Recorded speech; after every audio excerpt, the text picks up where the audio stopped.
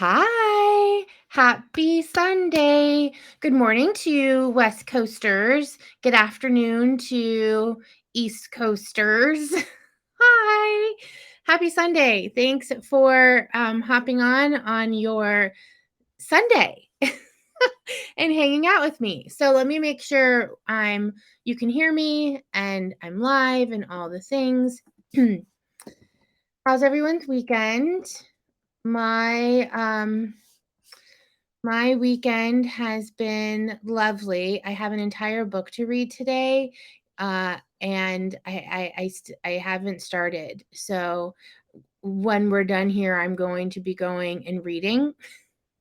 Why do I have an entire book to read? That might be a question. I have an entire book to read because in my podcast, which is called the Women Who Soar podcast, surprise, surprise, I've been doing these little series. So the series that I'm on right now is a book series. So I'm talking about I'm inspired by a book, 3 books, and the first one is We Should All Be Millionaires, of course. The second one is Rising Strong by Brené Brown, and the third one is Permission to Speak, which is a book that was just released by one of my friends. The author is Samara Bay, and I'm interviewing her, so I'm like, I have to read this book.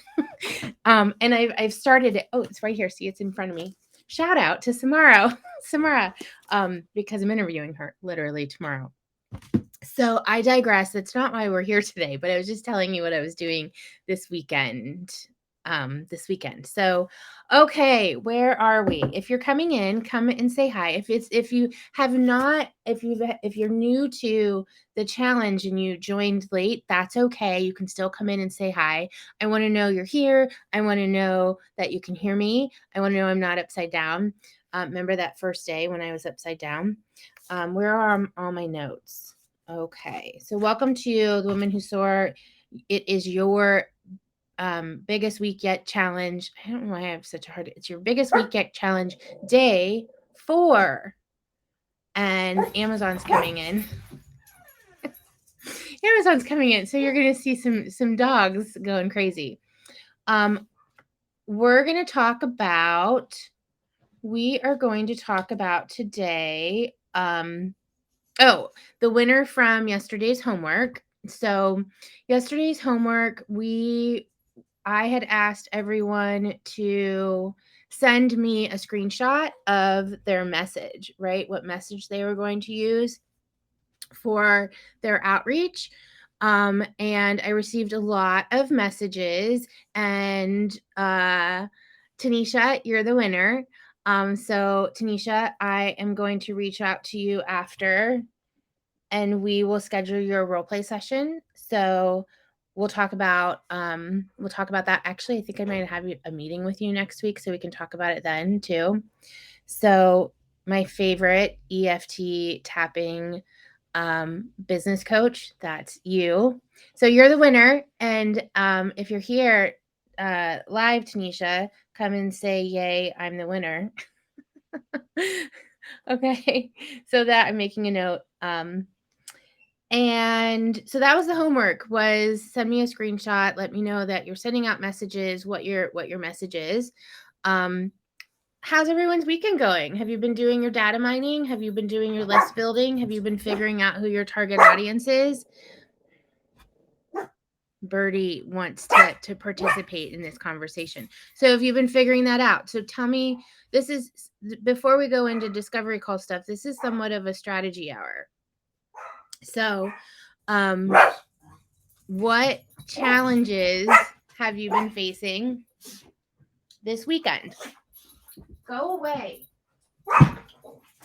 Oh, sorry. So it is the weekend, right? So I have my daughter showing up. I have my husband outside. I have the dogs barking. So this is just the way it's going to be. So tell me, what has been your biggest challenge this weekend? Is it putting together the message? Is it hitting send? Is it finding your target audience? Is it belief and mindset work? This is one little piece, right? One little piece. of what we're all about, doing some outreach here.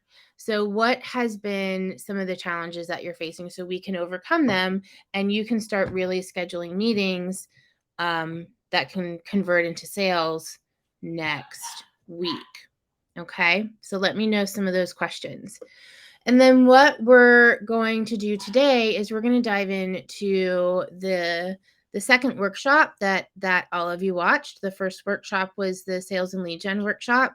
And then the second workshop is the how to host a non-salesy sales conversation workshop.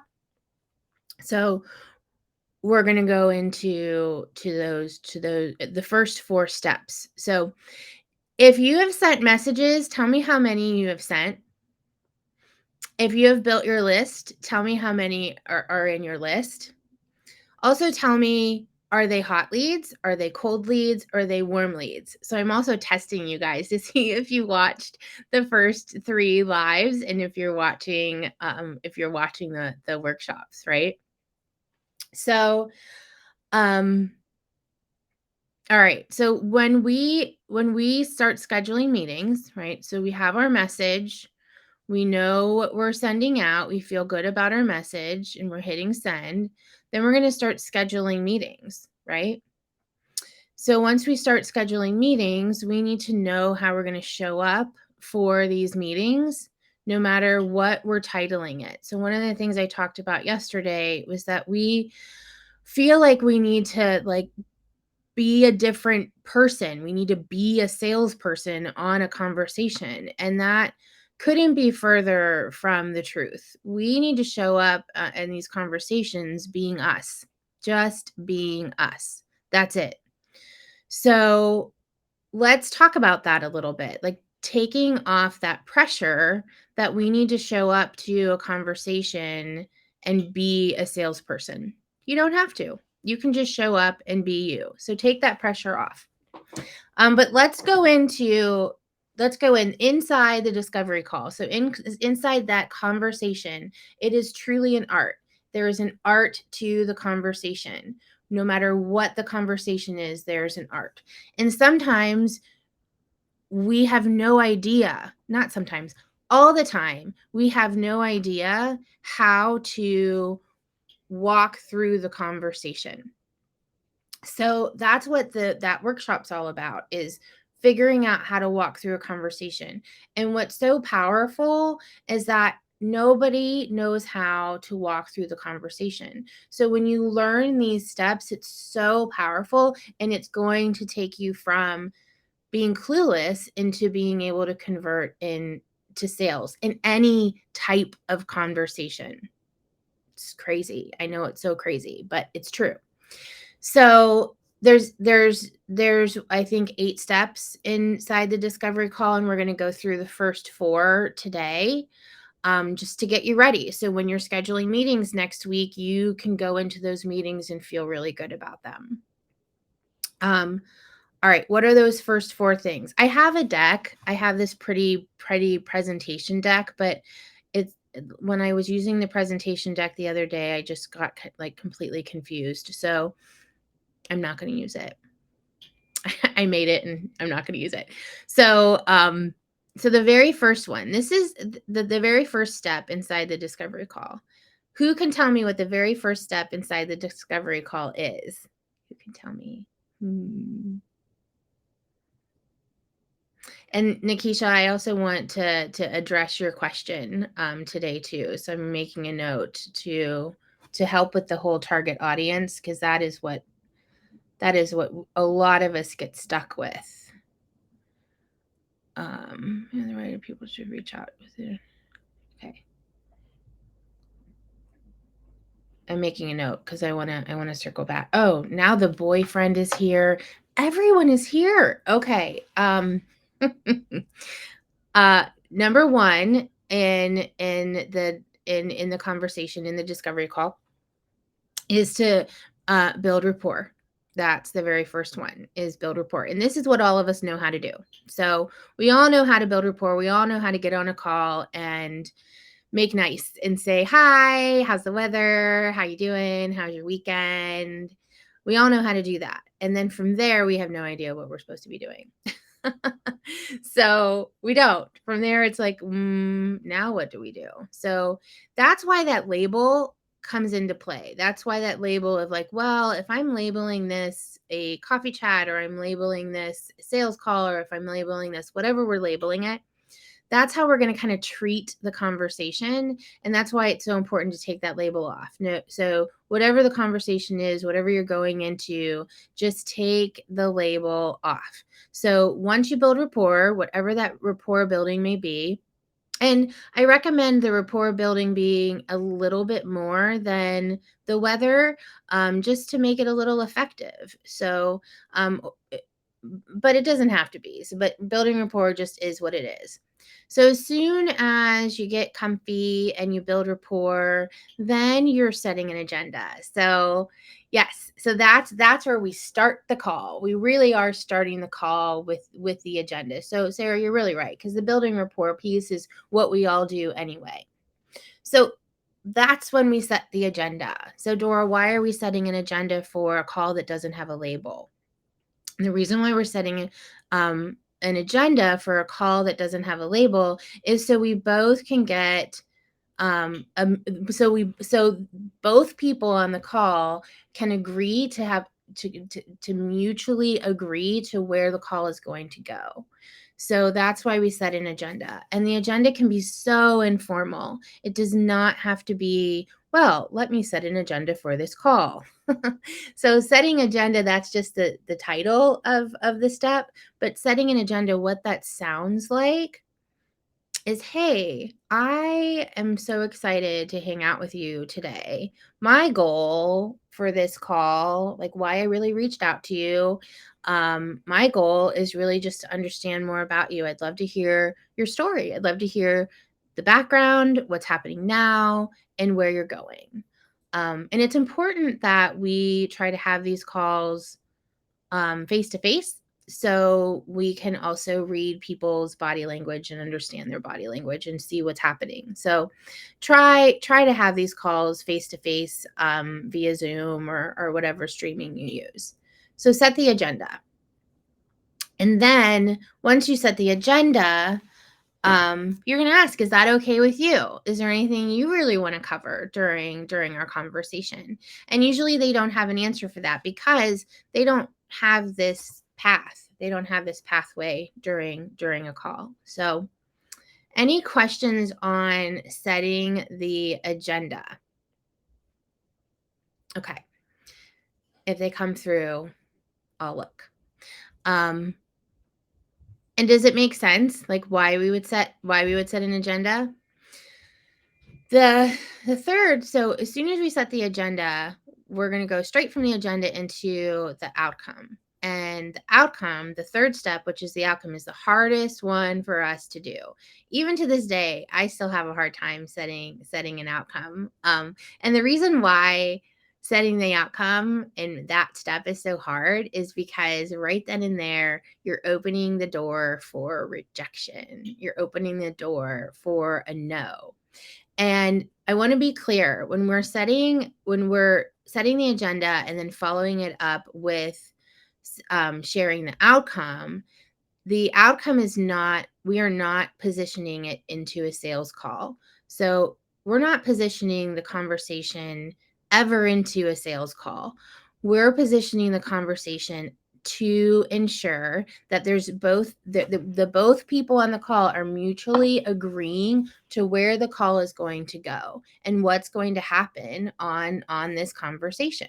So that's why setting the agenda is important, so you both agree as to what's going to happen during the conversation. And then the follow up right after the agenda is the outcome, and you're both agreeing that there is going to be an outcome, that there's actually intent beyond, oh, let's just hang out on a call and get social together. Hanging out on a call and getting social together really is good for you to practice going through the path, but it's not sustainable to build a business by just hanging out and getting social. So the outcome goes like this. Hey, typically when I hop on these calls, one of three things usually happens. One, this is awesome. We found an opportunity to work together some way, somehow, and that's super cool. Two, we've had a chat. There's really nothing right now that we can entertain together, but that's okay. Or three, we've just tapped the surface and we really need to hop on another call and figure it out. Um, and the reason why you want to say that, you want to say like there's three ways is either one, it's a yes, two, it's a no, or three, we need more time together. So it sets the stage for allowing the other person to say yes, no, or not right now. You're literally setting the stage for rejection. And you're also being clear about what you want to get out of the call, like that you want to get something out of the call, that there's either an opportunity, there's not an opportunity, or there's an opportunity later.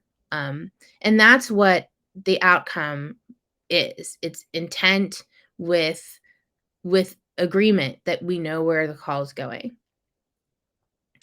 Like I said, outcome's the hardest one. So if you've worked with me and you've done discovery calls, and you've done these conversations, tell me if you think that the outcome is also the hardest, right? Because really the next part is, this is the meat and potatoes. It's so much fun. It's so much fun to do the profiling. So we're going to jump right into profiling right after we do the hardest part, which is the outcome. The pitch is not hard when you set up the outcome because you're setting it up ahead of time, right? You're setting it up for this path of like, there's a yes, there's a no, there's a not right now, there's more to come. So it makes the potential pitch so much easier. So now we move into profiling. So hopefully there was an aha moment there for all of you guys.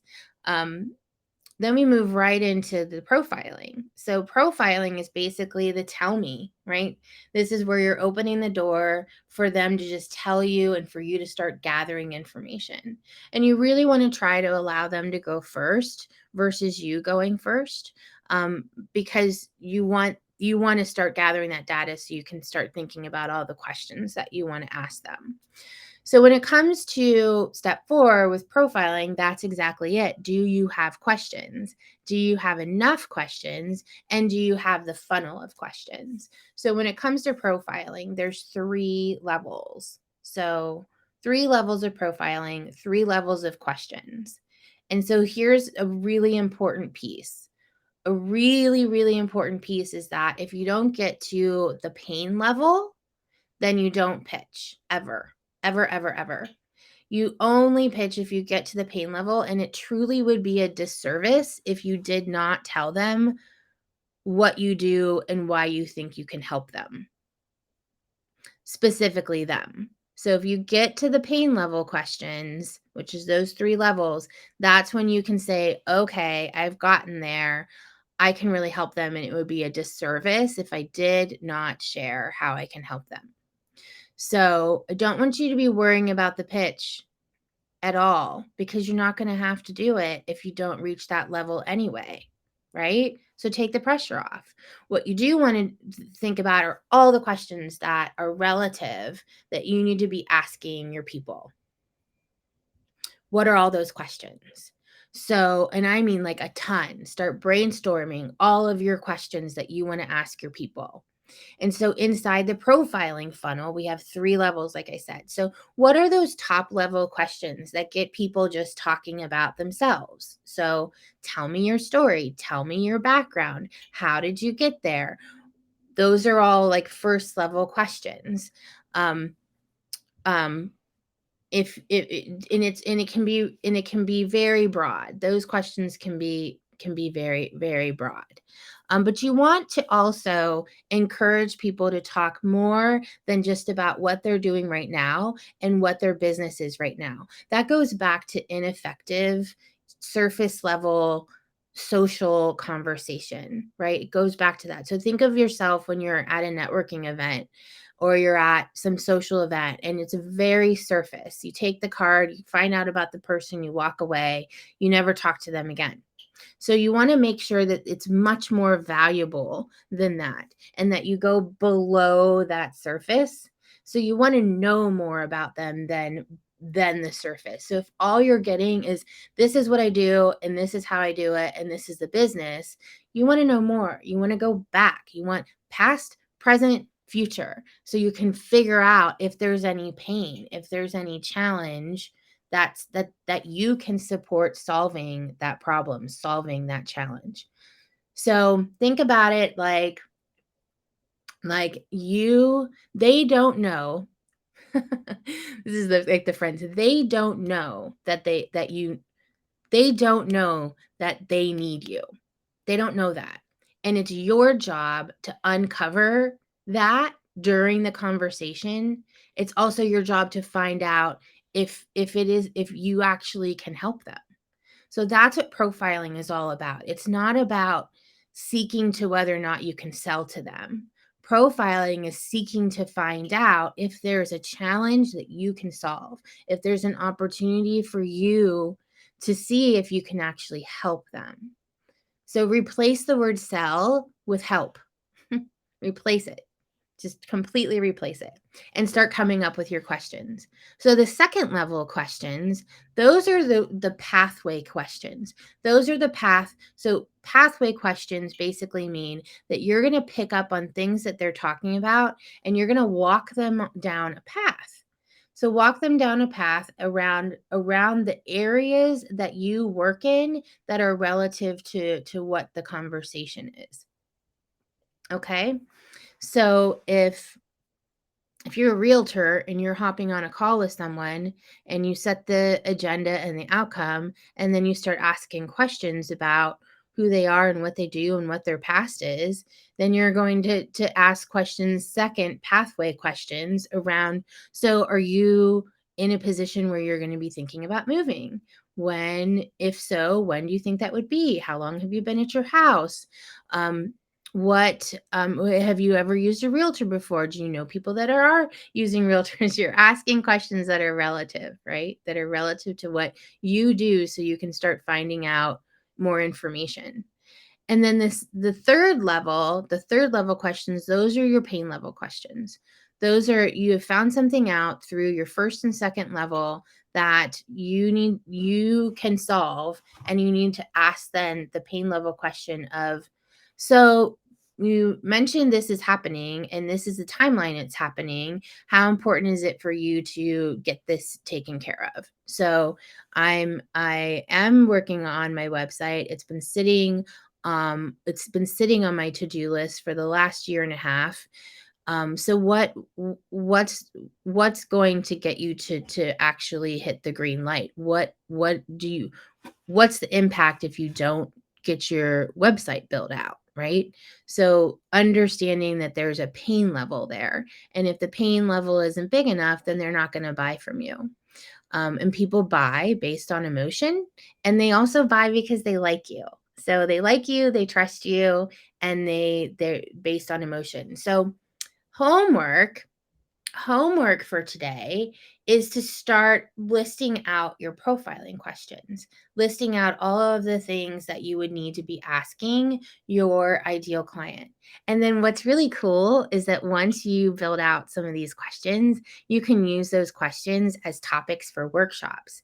You can use those questions for your content. You can use those questions for your newsletter. So repurpose your profiling questions because it's going to really help you identify who your people are and attract them as well. So that's kind of the piece where like marketing can come into play, because you're using these profiling questions in all different avenues, not just on your meetings. Um, when it comes to like how many questions should I have? I say write as many as you can down. I have like 30 questions that I typically use, or like my go-to questions. But no, I mean, like, these are questions I've been using for 20 plus years, right? So it's going to take a minute to figure out the questions that are really relevant and that you really like and that fit you and fit your personality and fit who you are. Okay.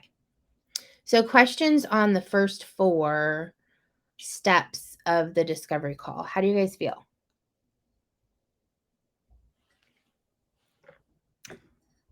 anybody? So while you're thinking about that, I'm going to look at some questions that are just coming in. Let's look at questions.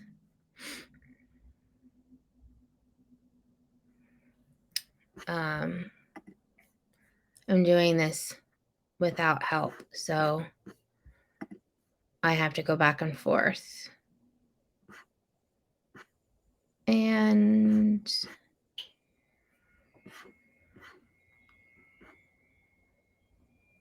okay.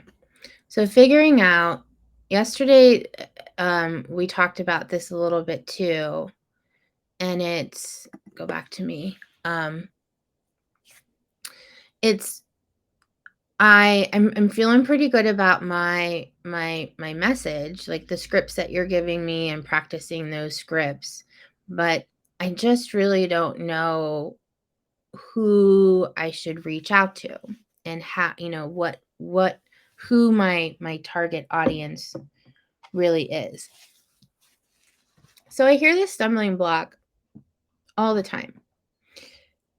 And one of the things that I want to share is it because you don't truly know, or is it because you want to perfect who your audience is and it kind of paralyzes you, that analysis paralysis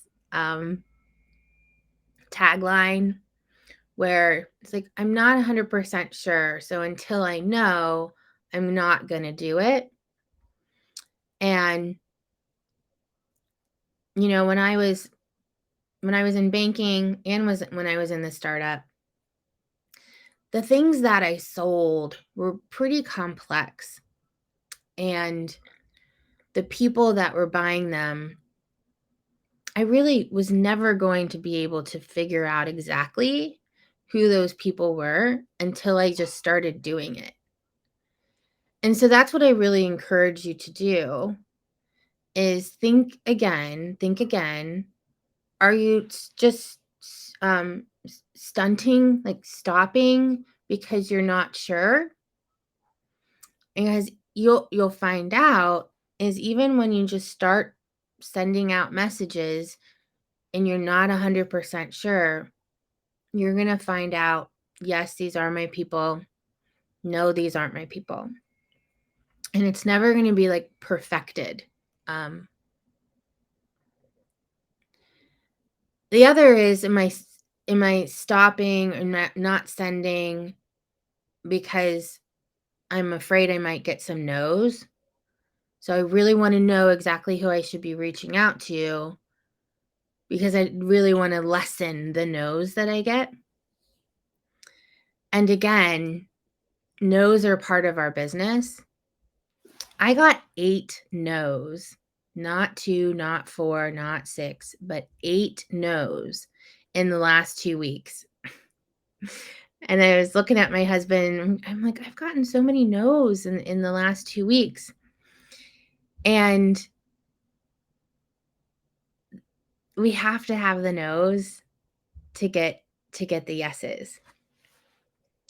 And I have to remember, and we all have to remember, that not everyone is going to be our client. And that the goal is to continue to practice. The goal isn't to perfect it. The goal is to continue to move into action and to continue to practice, knowing that our mindset is always going to get a little bit in the way. Like, I felt, like 8 no's, right? It's not yay, right? But that's also, we chose, and maybe we didn't choose, but we own our businesses. We are entrepreneurs, and there are peaks and valleys being an entrepreneur.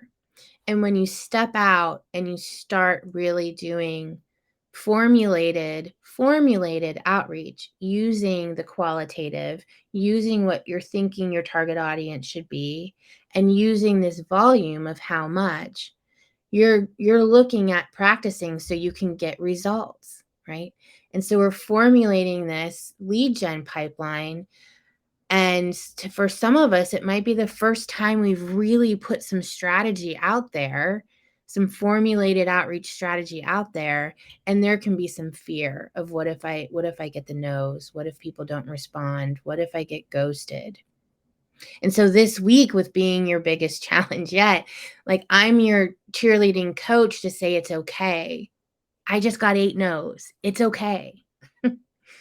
Right? Because on the other side of it is hitting your biggest week yet, hitting your biggest month yet. That I know that if you keep practicing and you start doing this, you're going to see clients. Your clients are going to come. You're going to get yeses. I 1,000% promise you that. But if we're trying to perfect something, or we're trying to even perfect the message, that's just our brain trying to keep us safe from any type of rejection. That's all. Just trying to keep you safe. So pick. It doesn't matter. Pick a targeted audience. Pick a group. Pick a filtered list in LinkedIn. Pick a membership directory. Just start sending out messages. Don't let that I have to have the right target audience stop you, because you may not know. It's going to take some practicing, some experimenting to figure that out. Hope that answers that question. Any questions around building out your profiling questions? If you go back to the How to Host a Non-Salesy Sales Conversation workshop, I walk you through that again, so you can hit the replay, hit the replay there. And let's see. So yes. So homework assignment is start writing your profiling questions and send them over to me. So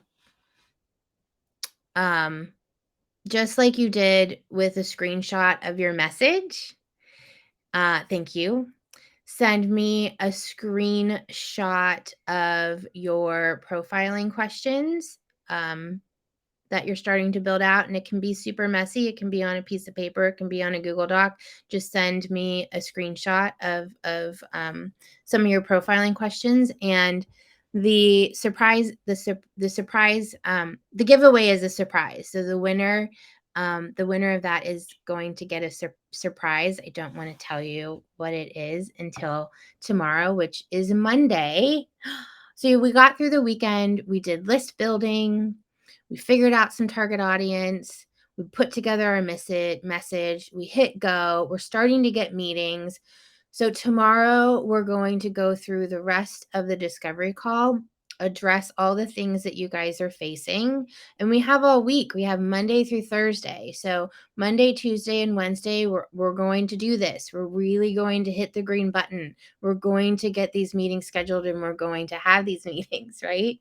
And then we're really going to celebrate. We're really going to celebrate on Thursday all together with some bigger surprises, right? Okay, so thank you all for hopping on today. If you have questions, please put them in the comments. If you're watching replay, please hit or type in #replay so I know that you were here and that you joined. Do your homework, send it over to me. You can watch all the replays in your email. There is a page that we have built out that has all the replays in it just for you. All of these will be taken down right after the challenge, so take advantage of them now, please. And I will see all of you tomorrow. Bye.